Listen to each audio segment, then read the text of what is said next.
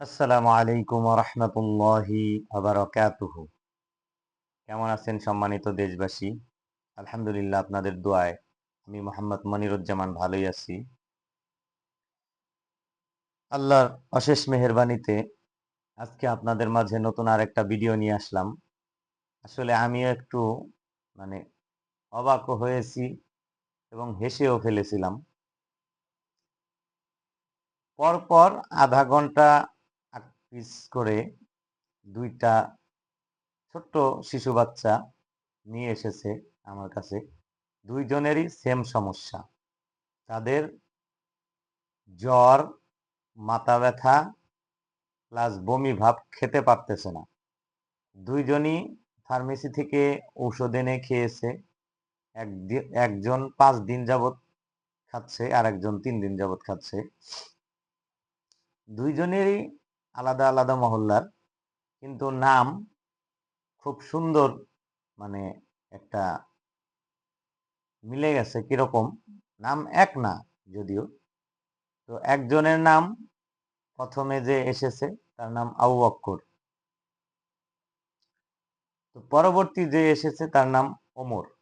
তো আমি ২ জনকেই রোকিয়া করে দিয়েছি, লেবু করে দিয়েছি এবং একজনকে বদনজরের জন্য পানি পড়ে দিয়েছি।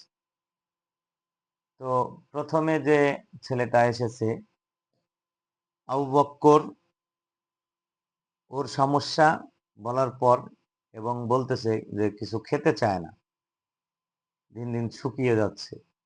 তো ওকে দেখে আমার বদনজর লেগেছে এরকম সন্দেহ লাগলো। তাই বদনজরের জন্য রুকিয়া করলাম এবং পানি পড়ে দিলাম। পাশাপাশি ওনারা বলতেছে জন্ডিস, তো জন্ডিসের জন্য লেবুও পড়ে দিলাম। ৩ দিন আমার কাছে এসেছে। আমি ৩ দিন তাকে রোকেয়া করেছি। আলহামদুলিল্লাহ সে সুস্থ হয়েছে। আর ওমর নামের যে ছেলেটা, ওই ছেলেটাও, ওকে আমি রুকিয়া করে দিয়েছি, লেবু করে দিয়েছি। আলহামদুলিল্লাহ ওই ছেলেটাও ২য় দিন এসেছে, তার আর জ্বর ছিল না, জ্বর আর আসেনি।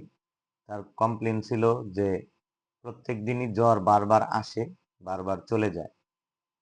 তো এখন বর্তমান এই অত্র এলাকা দিয়ে সিজনালি একটা জ্বর ভাইরাসের মতো চলে আসতেছে। তো অনেকের ৩ দিন ৫ দিনের মধ্যে সেরে যাচ্ছে আলহামদুলিল্লাহ। ফার্মেসি থেকে ওষুধ খেয়েও সেরে যাচ্ছে। কারো, কারো আবার খুব সিরিয়াস অবস্থা হয়ে যাচ্ছে। আসলে আমরা যারা গার্জেন আছি তারা একটু ধৈর্য ধরতে পারি না। আর এটা না ধরাই স্বাভাবিক। প্রত্যেকেরই মনে একটা থাকে, আমার সন্তান কষ্ট করতেছে। তারা বিভিন্ন জায়গায় দৌড়াদৌড়ি করে। তা আমি পরামর্শ দিব, সবাই চেষ্টা করবেন ফার্মেসি থেকে ওষুধ খাওয়ান বা যেখান থেকে, কমপক্ষে ৩ দিন বা ৫ দিন ধৈর্য ধরতে হবে। অধৈর্য হলে হবে না। হ্যাঁ, এরকম শোনা গেছে অনেকেরই ৫ দিন বা ৭ দিনের মধ্যে চলে যাচ্ছে।